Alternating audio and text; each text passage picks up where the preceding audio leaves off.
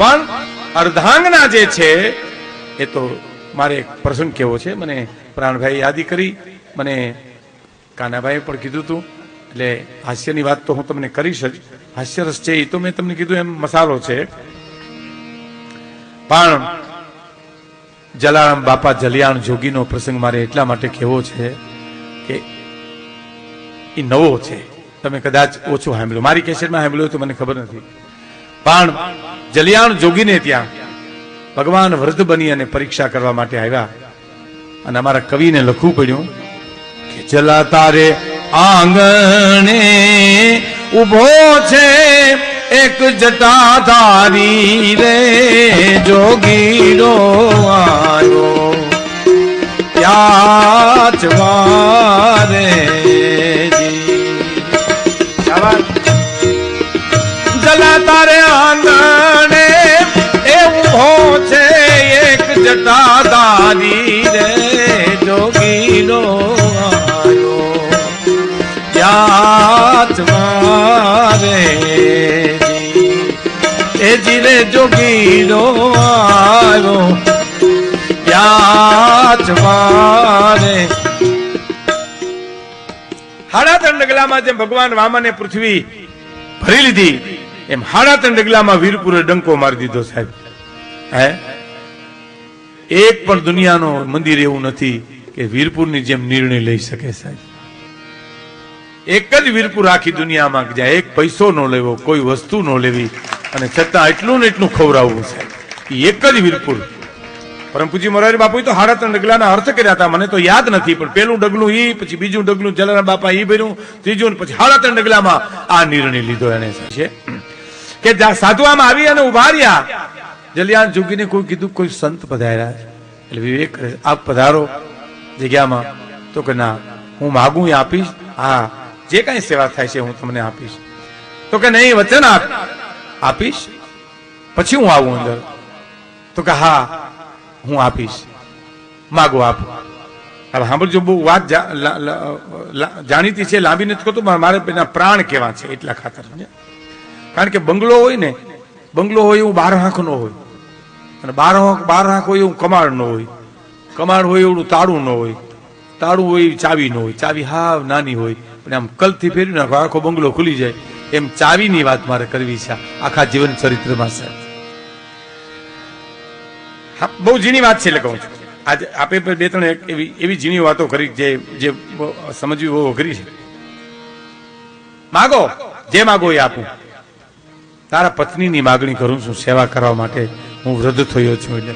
હવે અહીં તમે નક્કી કરો છો, જલારામ બાપાએ આ પાડી નહીં, ના પાડી નહીં.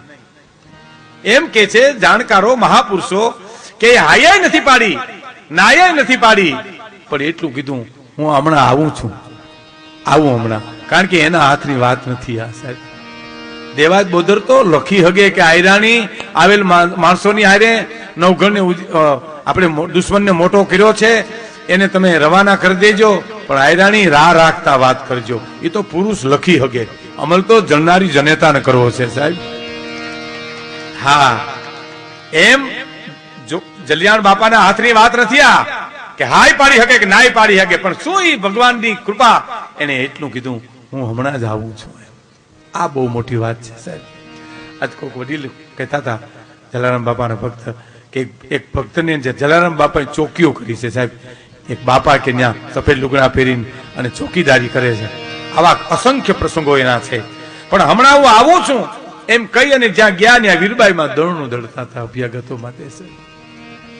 દળનું દળે જય જલિયાણ જોગીએ એટલું કીધું, દેવી એક સંત પધાર્યા છે, એની આકરી માગણી છે, અને માગણીમાં આપની માગણી કરે છે. એ જ ક્ષણે માતાજી ઉભા થઈ ગયા, એ જ ક્ષણે ઉભા થઈ ગયા અને હાલતા થઈ ગયા સાહેબ. આ વાતને વાગોડીએ ને તોય રોમાંચ થાય. ઉભા થઈ ગયા, જલિયાણ જોગીની અરે હાલતા થઈ ગયા, પણ સાધુ પાસે આવ્યા ને, સાધુ પાસે આવ્યા ત્યાં સુધી જલારામ બાપાને હારો હારે હાલ્યા, પણ સાધુ જેવા નજીક આવ્યા એટલે આમ વાહો ફરી અને જલિયાણ જોગીને સામે હાથ જોડી અને જે ભગવતી બોલ્યા છે સાહેબ, વીરબાઈમાં બોલ્યા છે, એ ભારતીય હારી નારીને જીવનમાં ઉતારવા જેવું છે સાહેબ. એને શું કીધું ખબર? જોગી ભક્તરાજ, આટકોટ થી મારા બાપને ત્યાંથી તમારી ચૂંદડી ઓઢીને વીરપુરમાં હું પરણીને આવી, ત્યાંથી માંડીને અત્યારની ઘડી સુધી આ દાસીની કાંઈ ભૂલ થઈ ગઈ હોય તો આ દાસીને માફ કરજો જલિયાણ, મને માફ કરજો. ત્યાં જ ઓલો અખિલ બ્રહ્માંડનો માલિક ધ્રુજી ગયો તો સાહેબ કે આ પરીક્ષા તો મને મોંઘી પડશે. હાલતા થઈ ગયા, ઈ વગડા સુધી ગયા, ત્યાં સુધી તપ જીરવાનું, પછી જોલી અને ધોકો દઈ અને હોયો ગયો કે હજી સુધી દેખાણો નથી. પણ ઈ ક્ષણે એક ઘટના બની છે, મારે તમને કેવું છે વિપુલભાઈ. આમ જોલી અને ધોકો દઈ અને કે તમે બેહો અહીં હું આવું છું એમ કરીને હાલતો થઈ ગયો. એ જ ક્ષણે સતાધારની જગ્યામાં એની મેળે મેળે નગારા મંડ્યા વાગવા, એની મેળે મેળે ઝાલરું મંડી વાગવા, એની મેળે મેળે ડંકા મંડ્યા વાગવા.